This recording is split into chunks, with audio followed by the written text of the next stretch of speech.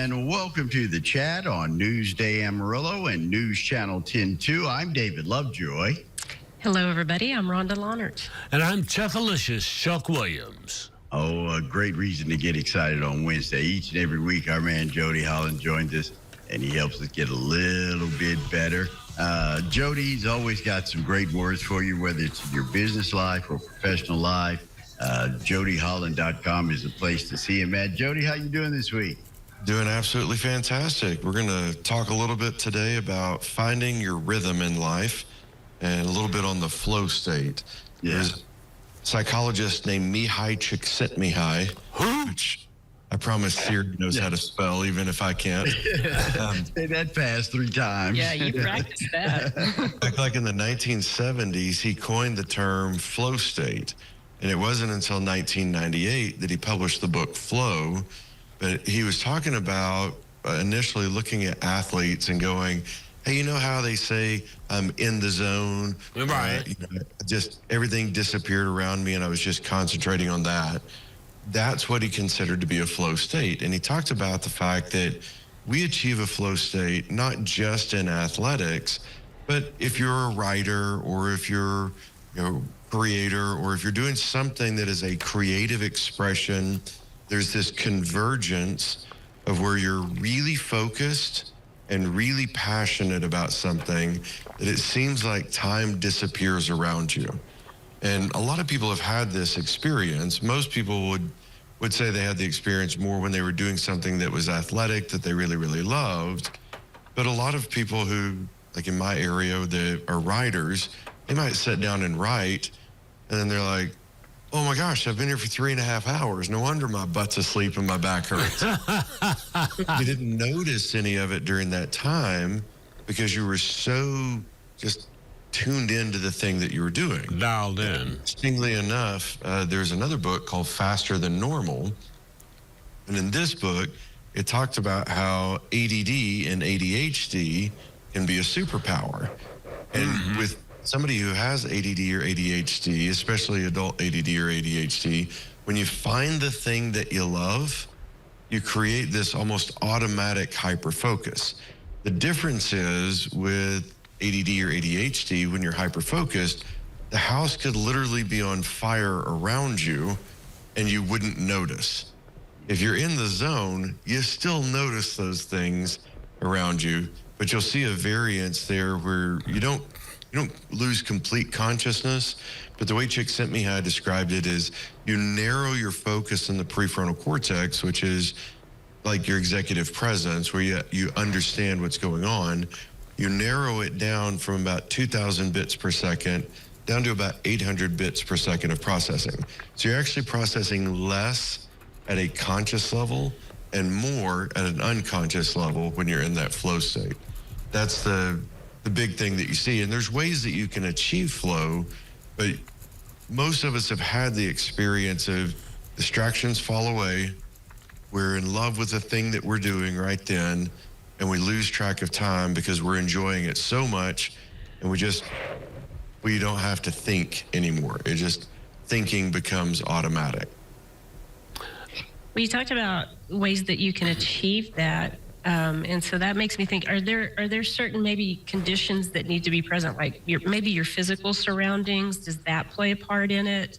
What are some things that do actually play into this? Yeah, there very much can be the physical surroundings. So like, for example, when I write, I listen to either classical music or I listen to jazz.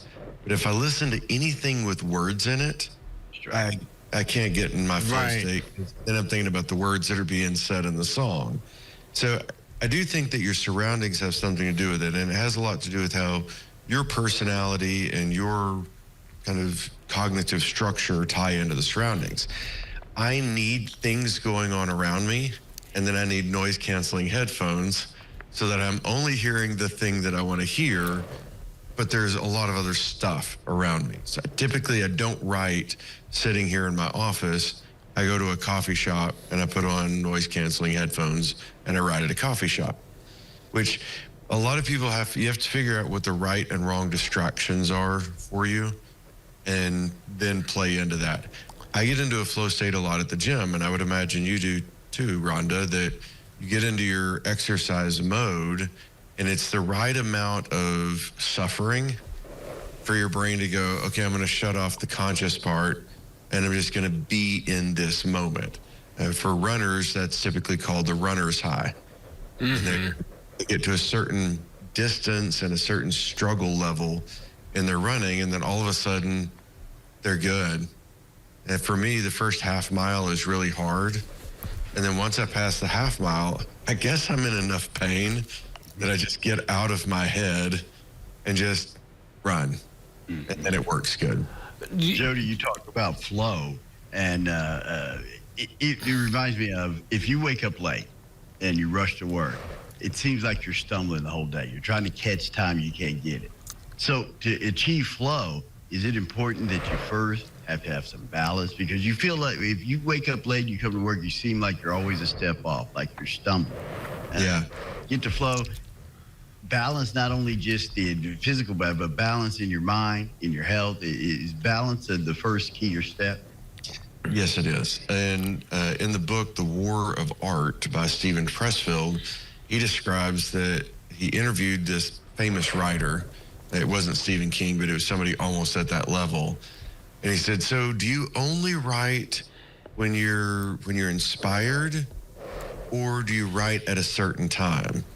And he goes, I only write when I'm inspired, which is 9 a.m. every day. So to your point, the rhythm part of this is what really makes a difference. If I'm rushed in the morning, I feel like my creativity is off all day. So I make sure that I get up plenty early so that I don't have to rush into something, so that I can be like really focused and really present with the thing that I'm doing. That also typically involves 2 to 3 cups of coffee before I start interacting with humans. So you figure out what your patterns are, or your rhythms are, and then to your point, you figure out your balance of your goals as well.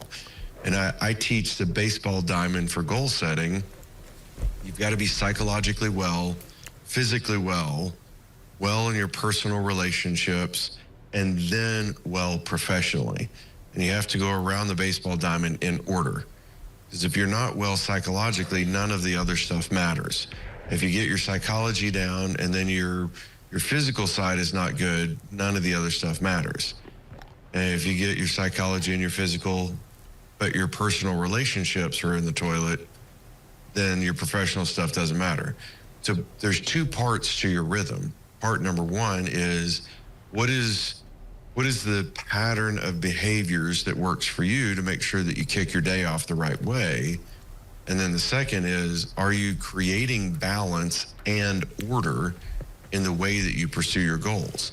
You get those down, and then you figure out what you want to suffer for, what's worth sacrificing for. You find that flow state pretty easily. And it typically, like when you get into the thing you love, it takes about 10 minutes to get into flow.